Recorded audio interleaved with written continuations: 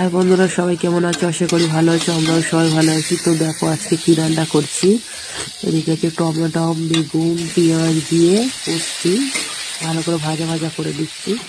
তো দেখো ভাজা ভাজা করে দিয়ে এর মধ্যে এবার কি দেবো, শুকো মাছ দিয়েছি। হ্যাঁ বন্ধুরা, আজকে শুকো মাছ রান্না করছি।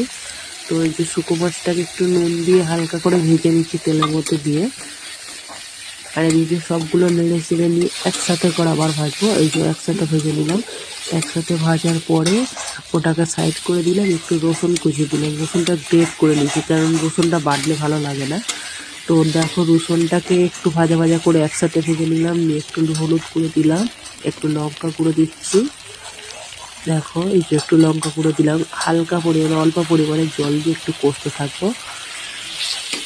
অল্প অল্প জল দিয়ে বারবার কষবো, কারণ তাহলে জিনিসটা একটু ভালো হয়। দেখো এই আরেকবার জল দিয়ে দিলাম। এরপরে ফাইনাল আরেকবার জল দেবো। ওইটাকে আর কষবো না, ওটাকে দিয়ে ফুটিয়ে নেবো।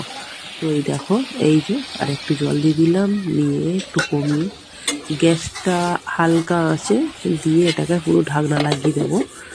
আর এই যে ঢাকনা লাগিয়ে দিলাম, দিয়ে দেখো বেশ কিছুক্ষণ পরে খুলে দেখলাম এইরকম কাই কাই মতো গ্রেভি হয়েছে। দেখো তো এইটাকে আর একটু শুকনো করে নিলাম, নিয়ে দেখো এই যে তুলে নিলাম। হয়ে গেল, কমপ্লিট হয়ে গেল আমার শুকনো মাছের ঝাল।